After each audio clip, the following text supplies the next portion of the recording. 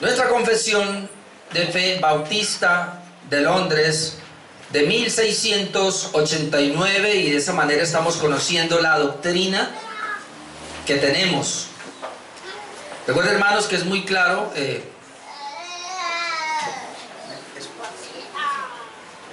necesitamos tener muy claro, hermanos, la iglesia donde estamos, Iglesia Bautista Reformada. ¿Por qué decimos esto? Porque hay muchas iglesias hoy día no le quieren poner reformado, sino bíblico. Iglesia bíblica. No está mal en el sentido que sea reformada, pero el hecho de que sea iglesia bíblica no indica que sea reformada. Hoy día muchas personas creen que una iglesia reformada es la iglesia que sostiene las 5 solas o los 5 doctrinas de la gracia, 5 puntos del calvinismo y ya. No, hermano, eso es mucho más que eso. Esos son resúmenes nomás. Somos iglesia bautista reformada porque no somos reformados independientes. Hay muchos reformados independientes. Es decir, no tienen una confesión de fe. Somos bautistas reformados porque nos diferenciamos de los presbiterianos reformados en cuanto a nuestra confesión. Hay por lo menos 2 capítulos, hermanos, que tenemos una diferencia. La diferencia pactual con los presbiterianos, nuestros hermanos presbiterianos, y la diferencia eclesiológica, como lo vamos a ver ya en el capítulo 26. Por eso nosotros somos una iglesia bautista reformada y tenemos nuestra confesión de fe con 32 doctrinas, y ya vamos hoy vamos a mirar el capítulo 25, es decir, este es el mensaje 71. Ya vamos por año y medio estudiando nuestra confesión de fe, y hoy llegamos al mensaje número 71, que es el capítulo 25 del matrimonio. Este capítulo 25 tiene 4 párrafos, pero igual hoy voy a sacarlo en un solo mensaje para, confiando en Dios, dentro de 8 días comenzar con el capítulo 26, que tiene que ver con nuestra eclesiología, con 15 párrafos. Yo no sé cómo vamos a ir allí, pero yo voy a ir muy despacio. Claro que me ayudo, porque los miércoles estoy enseñando eclesiología acá. Entonces llevamos 2 miércoles de estudios de ese tema, que es muy importante conocer nuestra eclesiología, doctrina de la iglesia. Ok. Capítulo 25 del matrimonio. Voy a arrancar con una pequeña introducción que nos hace el pastor Sergio Ruiz, de la Iglesia de la Gracia de Medellín. Y él nos dice lo siguiente. Comencemos por dar una definición del matrimonio, dado que la confesión no da una definición del matrimonio y tampoco la del divorcio. Son los 2 puntos que no toca. Entonces él dice, bueno, definimos el matrimonio. Un matrimonio es un pacto de compañerismo, basado en Malaquías 2:14, que luego lo veremos. Dice, mas diréis, ¿por qué? Porque Jehová ha atestiguado entre ti y la mujer de tu juventud, contra la cual has sido desleal, siendo ella tu compañera y la mujer de tu pacto. Ahí vemos en Malaquías 2:14 que la esposa es compañera. Entonces se define el matrimonio acá como un pacto, porque dice que es la mujer de nuestro pacto, se define como pacto, pero un pacto de compañerismo. El matrimonio no es para hacer la guerra. Es un pacto, hermanos, de compañerismo. Luego dice el pastor aquí, Sergio, recordemos que un pacto es una promesa a la cual se añade un juramento. Yo no he predicado teología pactual o federalismo, pero estoy esperando crecer más en esto, porque no es fácil. Pero, hermanos, Dios siempre se ha manifestado al hombre por medio de pactos. No hay un momento en la historia de la humanidad donde Dios no haya tratado con el hombre por medio de pactos. No los pactos que hoy día estamos viendo en las iglesias, no se refiere a eso, hermano. Porque el pacto siempre ha sido unilateral, es decir, de Dios hacia el hombre. Pero, como dijimos la vez pasada, podemos reconocer pactos, si se quiere, entre 2 iguales, 2 hombres. Pero los pactos de Dios no son entre iguales. Dios es soberano en su pacto. Entonces, el matrimonio, recordemos que un pacto es una promesa a la cual se añade un juramento. El matrimonio debe ser un pacto, porque la unión de Cristo con su iglesia, que tipifica el matrimonio, es un pacto. Digamos ahora que solo hay matrimonio cuando hay un pacto público con testigos e intercambio de señales ante una autoridad civil o eclesiástica. El pastor Sergio Ruiz aquí lo deja claro. No hay matrimonio fuera de un pacto legalizado ante un juez o una autoridad civil. Por eso dice, no creemos que deba considerarse el matrimonio de hecho sin estos requisitos como lo establece la ley de nuestra nación. Para que sea un pacto debe tenerlos. Para que el matrimonio entonces sea válido según la Biblia debe ser un pacto hecho ante una autoridad civil. Bien, vamos con el párrafo número 1.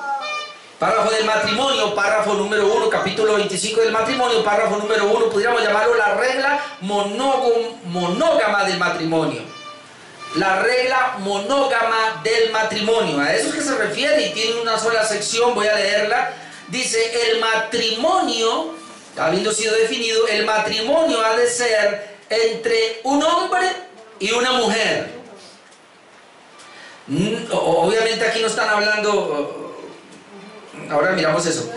Dice, no es lícito para ningún hombre tener más de una esposa, ni para ninguna mujer tener más de un marido. Entonces está hablando, la monogamia, el matrimonio ha de ser entre un hombre y una mujer. Está hablando de la monogamia. Obviamente que entendemos también que no puede ser entre un hombre y un hombre, entre una mujer y una mujer. No puede ser entre un hombre y una bestia, animal. Hoy día se casan hasta con los árboles, uno se queda trabado. Cuando hablamos del matrimonio monógamo, estamos diciendo que Dios estableció un hombre para una mujer y los unió en santo matrimonio. No a la poligamia, no a la poligamia.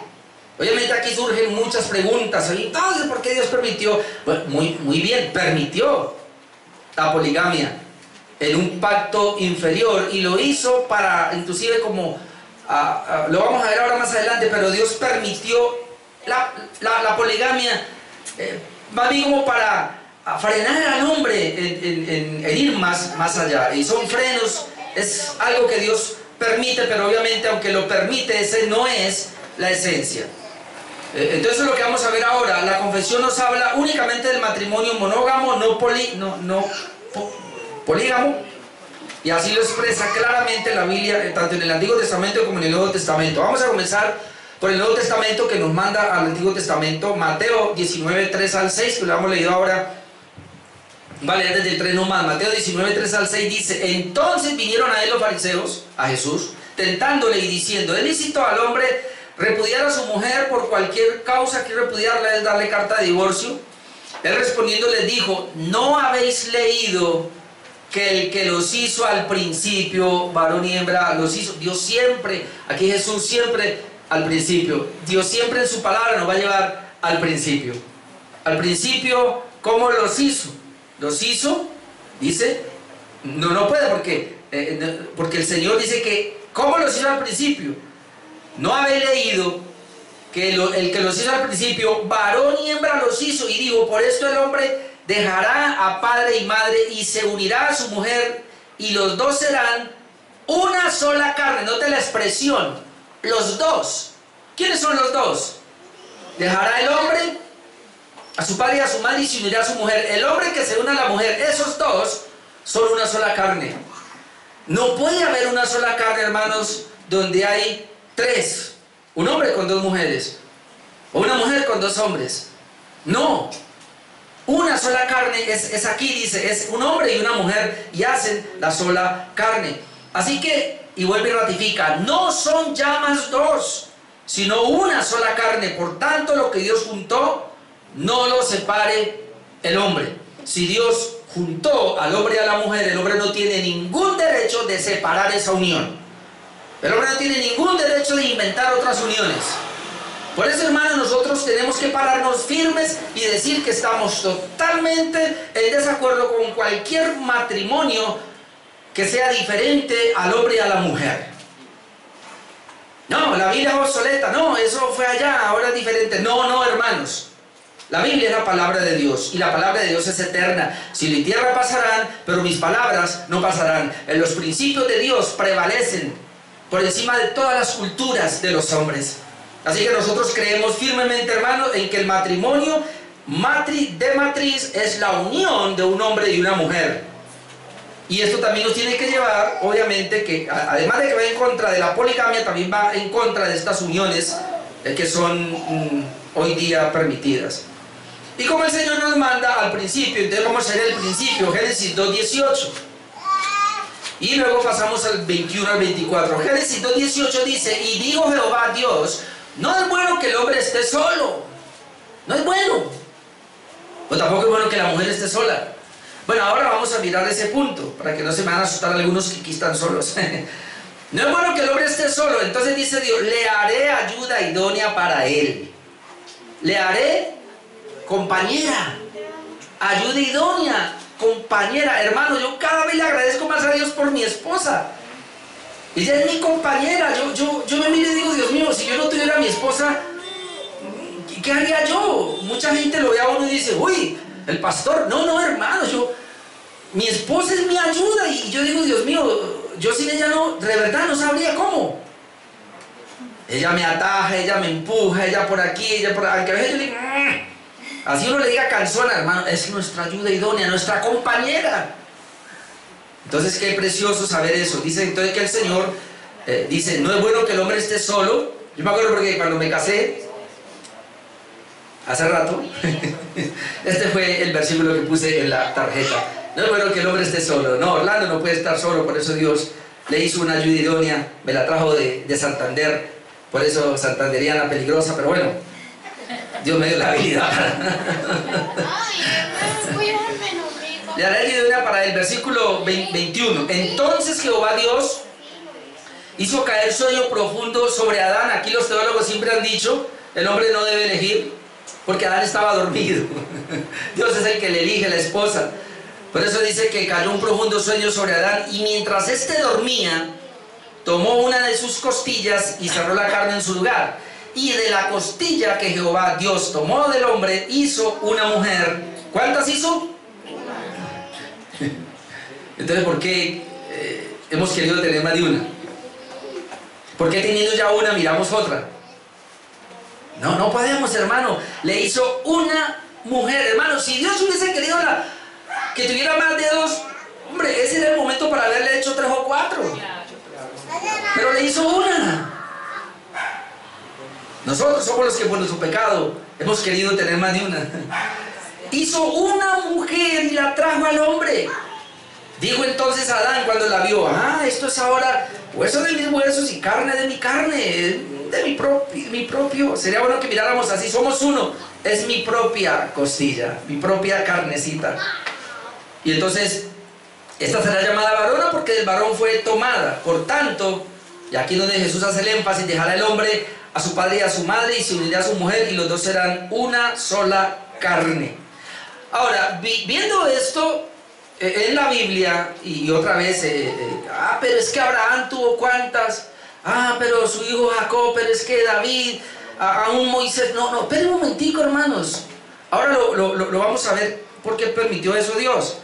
Pero mire, para la elección de diáconos inclusive, y de obispos o de pastores, en 1 Timoteo 3:2 leemos: pero es necesario que el obispo sea irreprensible, marido de una sola mujer.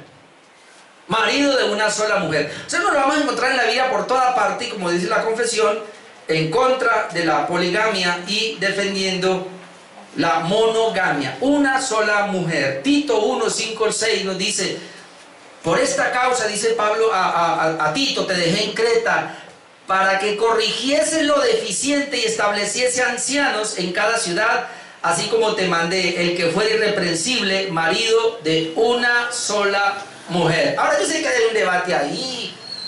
Esas son las mujeres que en toda la historia que no tenga sino una sola esposa, o es que en el momento del ejercicio tenga una sola esposa. Bueno, las dos pueden ser válidas, en el sentido de que puede ser que haya quedado viudo, o puede ser que se haya gestado un divorcio donde esa persona no tuvo nada que ver con ese divorcio, porque así es. Yo conozco personas, de hecho en Tuluá yo casi una pareja así, donde el hombre, ella se fue Se fue primero de la fe, abrazó una corriente por ahí rara, y después de abrazar esa corriente rara, ella no acompañó al esposo a la iglesia. Ya ella dijo, un día llegó y dijo: hasta aquí, yo no sigo más con usted. Y él estuvo por 7 años solo por ahí, no saber qué hacer, ya hasta que Dios le permitió una compañera.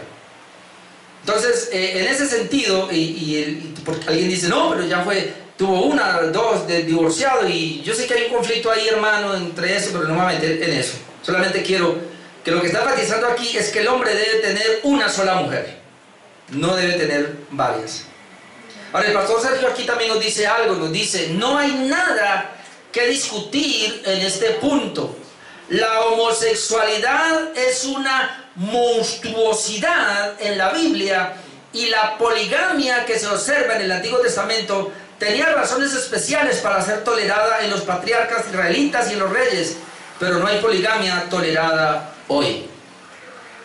Entonces Dios de alguna manera toleró la poligamia por razones culturales de alguna manera, y también para frenar algo, pero Él lo toleró, y sobre todo Él lo hizo fue por el problema del corazón del hombre. La tolerancia fue la dureza del corazón, y para evitar un peor o un mal peor. En Mateo 19, que lo hemos leído ahora, 7 a 8, vemos esto. Dice Mateo 19, 7, 8: y le dijeron: ¿por qué pues mandó Moisés dar carta de divorcio y repudiarla? ¿O por qué Moisés permitió el divorcio? Él le dice: mire, por la dureza de vuestro corazón Moisés os permitió repudiar a vuestras mujeres, mas al principio no fue así. ¿A dónde va el Señor siempre? Al principio. ¿Por qué Moisés permitió el divorcio? Por la dureza del corazón. Podríamos decir en ese mismo sentido: ¿por qué Dios permitió a estos reyes o a estos patriarcas tener más de una mujer? Por la misma dureza del corazón.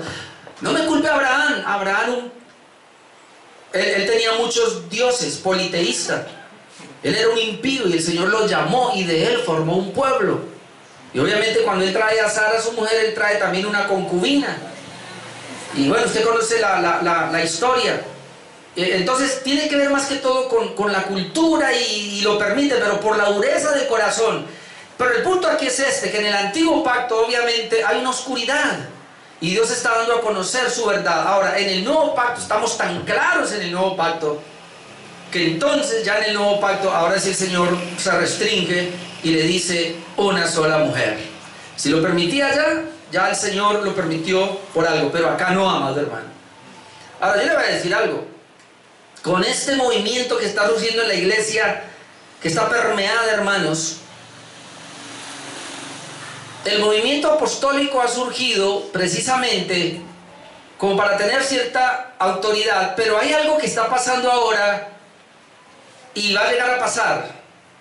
No sé si lo veamos, pero uno se pregunta: si ya el pastor ya no quiere ser pastor sino apóstol, y dicen que es lo más alto, ¿verdad? Pero como hay ya tantos apóstoles ahora, ellos van a querer algo más elevado, y es llegar el título. Ya lo tienen, hermano. Lo que pasa es que no se está, pero ya tienen el título, porque a ese apóstol ya le dicen padre y le dicen papá. ¿Sabe qué van a terminar diciéndole? Y van a pelear por eso. Ellos van a llegar a decir que son los patriarcas, porque ya hay una secta que llegó a ese nivel, se llaman los mormones. Los mormones, los pastores allí ellos practican la poligamia, tienen muchas mujeres. Ahora imagínese usted que como va la iglesia de torcida, ya el apóstol ya no se va a llamar apóstol sino patriarca, y cuando él se llame patriarca, inmediatamente ¿qué va a hacer? Se me va a permitir tener varias mujeres. ¿Ves dónde va la cosa? El corazón del hombre es malo, perverso. Por eso el Señor dijo: bueno, lo permitió por la dureza del corazón. Párrafo número 2, hermano, porque son 4. Los propósitos del matrimonio. Yo aquí no me voy a demorar, porque solamente quiero referirme a lo que dice brevemente la confesión. Ahora, los propósitos del matrimonio. El matrimonio, dice este párrafo, fue instituido para la mutua ayuda de esposo y esposa. Este es el primer propósito. Luego, para la multiplicación del género humano por medio de una descendencia legítima, y para evitar la impureza sexual, o pudiéramos decir para el goce sexual. En este párrafo nos muestra 3 propósitos del matrimonio. Obviamente, pues lo dan en un desorden, pudiéramos mirar el orden, como está en la Biblia. ¿Para qué es el matrimonio? Número 1, hermanos, para la multiplicación del género humano. ¿Para qué se casan 2 jóvenes? Para tener hijos. No importa dónde estemos. Pero el primer propósito, hermanos, es tener hijos. Y si no, no se casen. Eso tiene que ir en mente. Eso está bíblico aquí. El primero, tener hijos. El segundo, hermanos, es tener deleite sexual. Deleite sexual. Para evitar las impurezas. Para evitar los adulterios. Deleite sexual en la pareja. Y número 3, para que sean compañeros. Para un mutuo compañerismo. Esos son los 3 propósitos. Hay más, claro. Para la gloria de Dios. Para honrar a Dios. Pero estos 3, hermanos, deben estar en mente. Así que vamos a revisar nuestro matrimonio antes de entrar a mirar la palabra. Vamos a revisar. En su matrimonio. ¿Hay hijos? Yo ya cumplí la tarea con mi esposa. Si usted ya cumplió la tarea y si alguien aquí se va a casar, debe tener eso en mente. Tener hijos. Si quiere uno, bueno. Pero son hijos. Mejor no sigo hablando. 2, deleite sexual. Se deleitan en el sexo porque Dios hizo el sexo. Y no como la Iglesia Católica, porque este párrafo surge precisamente porque la Iglesia Católica decía que el matrimonio era únicamente para tener hijos, la multiplicación de la raza humana, ¿no? En segundo lugar, hermano, y aquí no sabemos cuál es primero, yo creo que los 3 van de la mano, es deleite sexual. Mírenme, mujeres, el hombre tiene una necesidad sexual, de pronto ustedes no tanto, pero esa es la razón por la cual, y ahora lo voy a mirar con la palabra, se requiere ese compañerismo. Y 3, compañerismo, que tiene que ver con la ayuda idónea y con los proyectos y todo, sacar adelante ese matrimonio. Ok, vamos por partes entonces, y voy a ir como dice la confesión acá. El primero, la mutua cooperación, o lo que se llama la ayuda idónea, ayuda mutua. Génesis 2:18 nos dice: y dijo Jehová Dios, no es bueno que el hombre esté solo, le haré ayuda idónea para él. Proverbios 2:16-17 dice: será librado de la mujer extraña, es decir, el hombre que busca la sabiduría de Dios.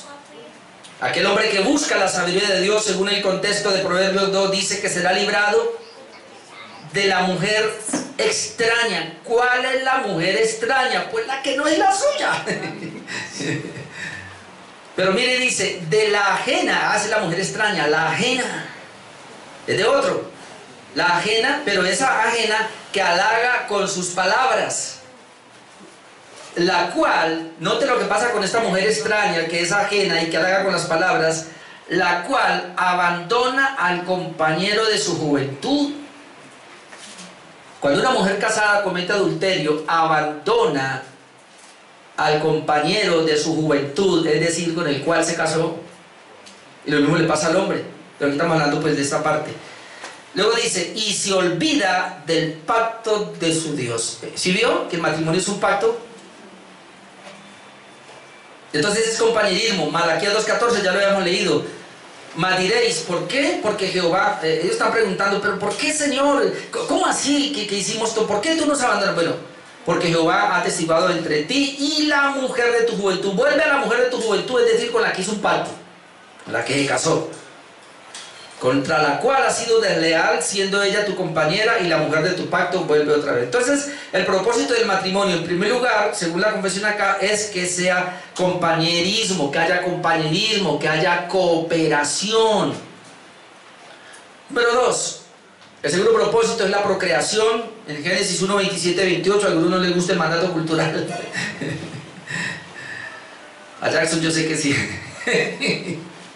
Y creó Dios al hombre a su imagen, a imagen de Dios los creó, varón y hembra los creó, y los bendijo Dios y les dijo, ¿qué fue la orden? Fructificad y multiplicaos, llenad la tierra y sojuzgadla. Muchos dicen es que la tierra ya está llena. No, no, que estamos sobrepoblados. ¿Usted cree eso? No, es una cosa cultural que se está metiendo, hermano, aún dentro de la misma iglesia, que ya los hombres no se quieren casar y las mujeres no se quieren casar. Yo estoy pidiéndole a Dios esposo para mis hijas, pero no quieren llegar, yo no sé qué pasa. Pero es un problema cultural que hay ahí.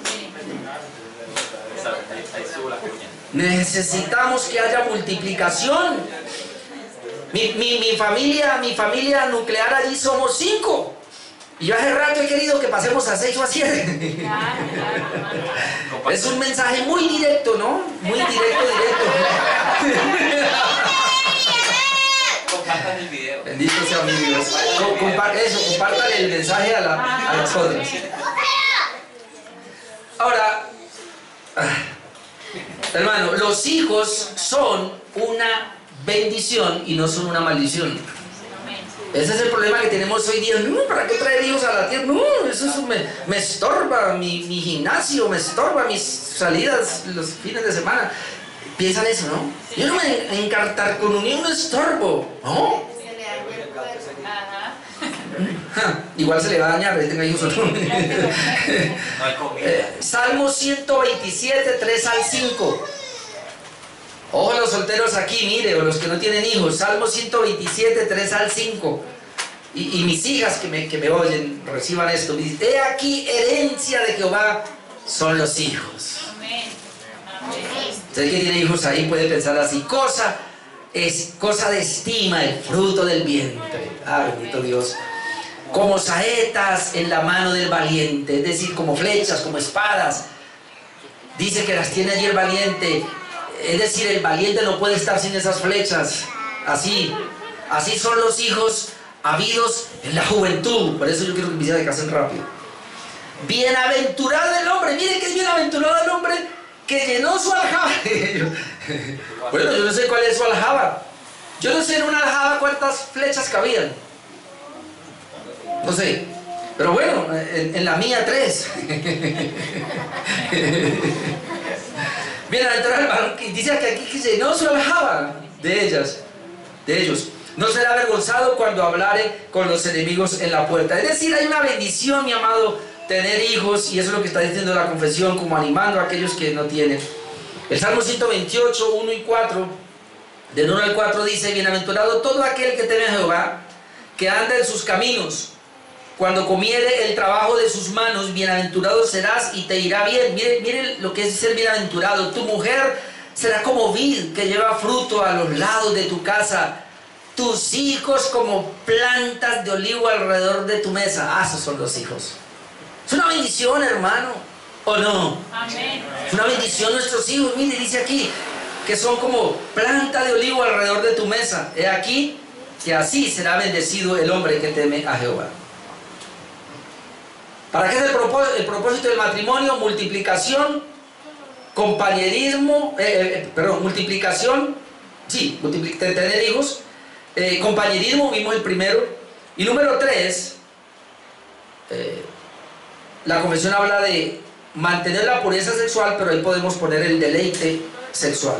Porque, hermanos, aunque vemos aquí mantener la pureza sexual, la manera como se puede mantener la pureza sexual es cuando hay deleite sexual en la pareja. Porque en gran parte los adulterios vienen de ahí. Cuando un hombre o una mujer no son satisfechos sexualmente, va a aparecer quien dice que él sí le puede hacer satisfecho. Por eso hablamos de la satisfacción sexual entre el matrimonio, entre la pareja, para que luego pueda haber una pureza sexual. Dice, y para evitar la impureza. ¿Para qué es el propósito del matrimonio en tercer lugar? Para evitar la impureza.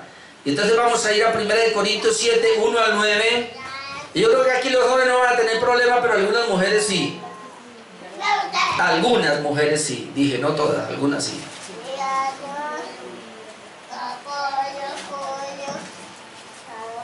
Dice aquí la palabra de Dios, el apóstol Pablo, inspirado por el Espíritu Santo.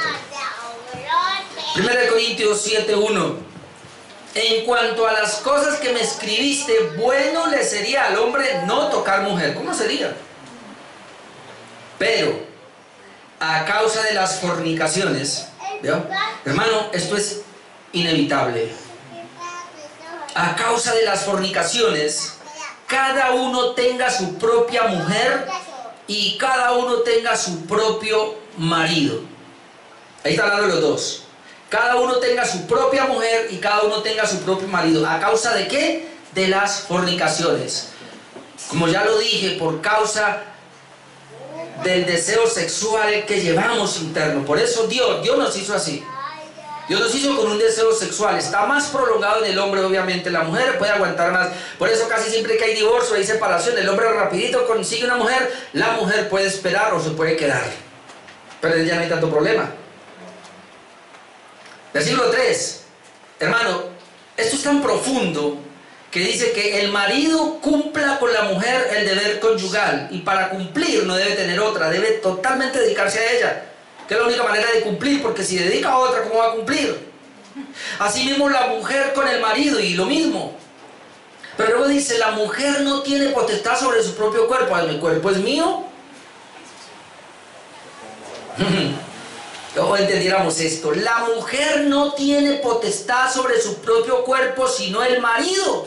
Hermano, está bien que el marido diga, ese cuerpecito es mío. Yo sí digo a mi esposa, pastor, está hablando de intimidad. No, aquí Pablo está diciendo que le diga así, ese cuerpo es mío, ¿o no? Ni tampoco tiene el marido potestad sobre su propio cuerpo, sino la mujer. Hermano, ¿entendemos qué es eso? La mujer también puede decir, tu cuerpo es mío. Vea, se dan casos, y yo he tenido consejerías, pasan meses y no tiene relación. Y él como no me busca, ella como ni se me insinúa. ¿Cómo? ¿Qué pasa? Y aquí sonaré muy carnal. Yo siempre he dicho, a los ya mayorcitos nosotros, los jóvenes todos los días, pero los mayorcitos por lo menos 2 o 3 veces, hermano. Así como yo monto cicla 2 o 3 veces en la semana, toca también. Dígame carnal, dígame como quiera, hermano.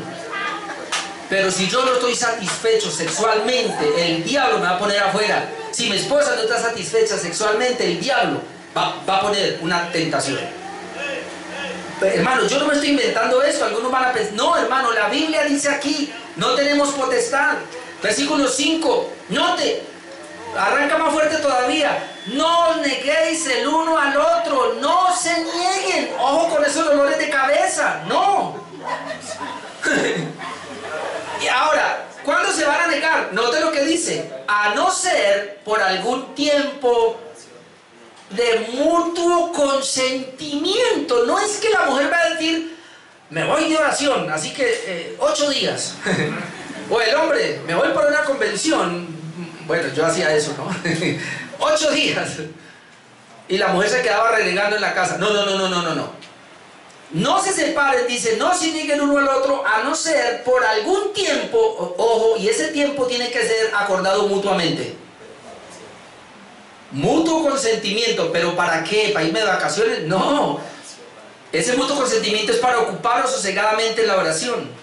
¿Y qué dice? Y volveos a juntaros en uno, para que no os tiente Satanás a causa de vuestra incontinencia.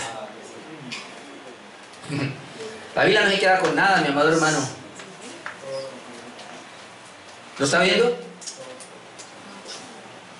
Perdóneme lo que voy a decir, pero algunos adulterios es la culpabilidad del mal sexo entre la pareja. Yo sé que es fuerte lo que voy a decir, pero hay mujeres que no conocen lo que es un orgasmo y un coito. Terrible. Sigue diciendo, mas esto digo por vía de concesión, no por mandamiento. Vuelvo y dice, y hay que entender a Pablo acá, él pensaba que el Señor ya venía, por eso él dice, quisiera más bien que todos los hombres fuesen como yo. Ahí donde se cree, no que Pablo hubiese sido soltero, se cree que Pablo fue casado. De hecho, al pertenecer al Sanedrín tenía que tener un matrimonio, al hablar del matrimonio tenía que tener un conocimiento, pero parece ser que él quedó viudo, es lo que se cree, no lo sabemos, solamente es una suposición acá. Se cree que él quedó viudo, y en esa viudeza que él quedó al recibir ahora el Evangelio, él se dedicó totalmente al ministerio, porque Dios le dio a él un don llamado continencia. Por eso vamos a leer ahora sí a Pablo. Ahí dice, versículo 6, mas esto digo por vía de concesión, no por mandamiento. Quisiera más bien que todos los hombres fuesen como yo quisiera, pero cada uno tiene su propio don de Dios, uno a la verdad de un modo y el otro de otro. Digo pues a los solteros y a las viudas. ¿Cómo será que no habla de los solteros, sino que también habla de las viudas? Qué bueno les fuera quedarse como yo. Otra vez, sería bueno quedarse como yo, pero si no tienen don de continencia, cásense. Pues mejor es casarse que estarse quemando. ¿Vio? ¿Qué es lo único que hace que una mujer se quede sola y el hombre se quede solo si quedó viudo? Si tiene el don de continencia. Aquí es donde se cree que Pablo tenía el don de continencia. ¿Qué es el don de continencia, hermano? Un don que Dios le da al hombre o a la mujer para él no desear ya el sexo opuesto. Pero ese don de continencia es para dedicarse totalmente a la obra del Señor. No para quedarse en la casa. No, para quedarse viendo pornografía en la casa. El don de continencia, alguien dice, ¿será que tengo el don de continencia? ¿Alguno se ha casado? Entonces, ¿será que tengo el don de continencia? Yo le pregunto inmediatamente, ¿a usted no le gusta a alguien? Si es una mujer, le digo, ¿no le gusta? Claro, ay, tú no tienes ningún don de continencia. Usted está sirviendo al Señor a tiempo completo, quiere vivir solo para el Señor. El don de continencia cuando Dios lo da. Yo conozco una persona nomás en Medellín, precisamente aquí le acabé de leer, no le digo el nombre, lo acabé de decir ya. Una vez yo lo escuché decir que Dios le dio el don a él y él dice, mire, yo le oraba al Señor, pero Dios me llamó y fue tan fuerte el llamado, son las 2, 3 de la mañana y yo estoy orando, yo estoy leyendo la palabra, estoy leyendo un libro, preparando, que yo no fui llamado sencillamente a atender a una mujer porque no tengo el tiempo, no tengo la capacidad de hacerlo. Y él entendió y él mantiene, ustedes lo ven, cuando yo escucho a ese hombre, qué palabra la que trae, mi amado hermano. Un hombre que tiene el don, lo tiene, fiel, dedicado a la obra, fiel, y él ama a las mujeres a todas por iguales, pero él no tiene nada que ver. Es decir, el don de continencia es eso, hermano, dedicado totalmente al servicio del Señor y no tener nada que ver con el sexo opuesto. Párrafos 3 y 4. Ahí nos habla ahora de los cónyuges lícitos en el matrimonio. Los cónyuges lícitos en el matrimonio, es decir, quiénes son los que se deben casar, y hablando desde el punto de vista de la cristiandad. Párrafos 3 y 4. Párrafo 3 dice, pueden casarse lícitamente toda clase de personas capaces de dar su consentimiento en un sano juicio. Es decir, se pueden casar aquí personas no obligadas. El casamiento es para personas libres, que tomaron una decisión libre, no porque el pastor les impuso. Yo conocí una iglesia que dice que está cambiando ahora, donde el pastor venía y le decía, mire, usted y usted se casan y ya. Que porque era el pastor, él tenía la unción, Dios me mostró que usted va a ser la esposa del fulano. Y ellos se la creían y se casaban aquí, ¿qué problema? Están divorciados. Y se han divorciado, claro, se han separado porque no pueden vivir. De hecho, yo tengo una prima por ahí. ¿Se casó así? Hágale ahí. No, o sea, así no funciona, hermano. Hay personas que dicen, pero, y una de mis hijas dicen eso, pero es que no hay. ¿Dónde están? Vea, hermano, yo fui muy noviero y el Señor me la trajo de Santander. Es impresionante. Ella llega a trabajar en una empresa. No había en Cali, no había. Para mí no había. Yo soy del Tolima y no encontré, o sea, sí encontré, pero no era la mía. Y vengo a Cali. ¿Cómo será que cuando yo me voy a casar, que le llevo la tarjeta al rector del seminario, me mira y me dice, ¿cómo así? ¿Y quién es ella? Que yo no la conozco. Le digo, ¿usted no la conoce? Porque ella no viene a los jóvenes y todo, pero usted no la conoce. Y digo, ¿cómo así? Es que aquí todos estos jóvenes, que ahí no hay una. Y digo, en el seminario, mire, y luego ahí. Y digo, no, señor. Dios me la vio por otro lado. Mi esposa, 6 meses llega a la fábrica, y a los 6 meses de estar ahí, llego yo.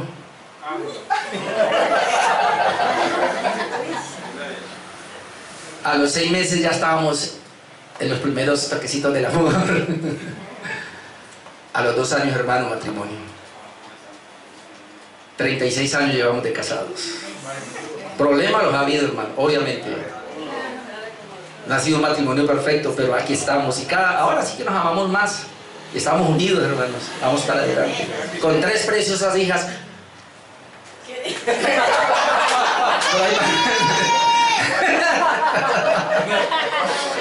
Ok. ¿Por qué estoy diciendo esto? Porque no debe ser obligado, ¿no? Nada de obligado, nada de que hoy día muchas veces que le dice el curita, va a dar el sí, y el novio va ahí con la novia y él llega y mira para atrás porque sintió un chuzo aquí y está el papá con una escopeta porque la tiene en embarazo, pues ¿cómo? Ok. Sin embargo, o sea, es el común, capaz de dar un consentimiento. Sin embargo, es deber de los cristianos casarse en el Señor. Y por lo tanto, los que profesan la verdadera fe no deben casarse con incrédulos o idólatras, ni deben los que son piadosos unirse en yugo desigual, casándose con los que viven una vida malvada o que sostengan herejías condenables. Si bien es cierto que hay libertad y usted debe escoger, esa escogencia debe ser dentro de los parámetros cristianos. Así lo dice la palabra de Dios. Esa es una de las razones por las cuales mis hijas me dicen, papi, pero... Yo a les digo, bueno, vayan entonces allá a una iglesia. Yo les he dicho, vayan entonces a una iglesia, miren los jóvenes. Claro que es que van allá y los jóvenes, ellas me lo han dicho, vea, a un hijo de pastores. Están en el grupo de alabanza y comienzan a salir y van la primera, segunda vuelta. Hermano, perdónenme popularmente, pero ya se lo están pidiendo. Mi hija mayor me ha dicho, una de las razones por las cuales no tengo, porque cada salidita ella quiere que me acueste con él.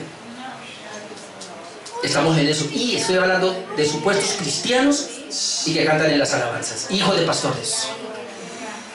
Imagínese usted. Entonces ella dice, me quedo sola entonces. Si eso pasa dentro de los círculos cristianos, entre comillas, ¿qué será afuera? Es increíble, pero hoy día se conocen, se miran, se conocen, 2 palabras y ya están en la cama. Es impresionante, pero así está hoy la cosa.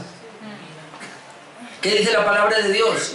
1 Corintios 7:39.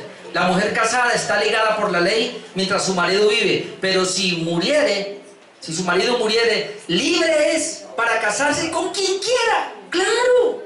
Si quedó viuda, usted libre para casarse con quien quiera. Usted es la que va a elegir, con tal que sea del Señor. Entonces no está libre. Si es libre para casarse con quien quiera, pero tiene que ser en el Señor.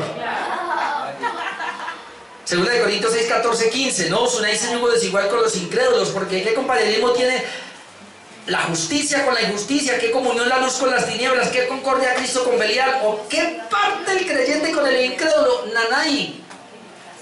Miren los casos que se han dado, comienzan a venir y en esa reunión de jóvenes. Lo digo porque a mí me pasó. Yo tuve 180 jóvenes en una iglesia impresionante.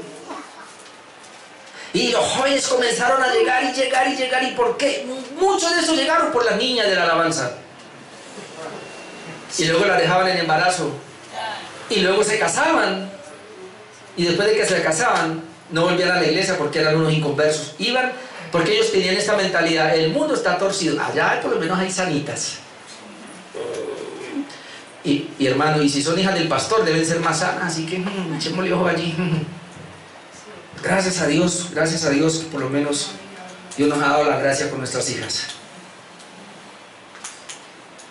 Ya para ir terminando, párrafo número 4, los cónyuges lícitos en el matrimonio, parte 2.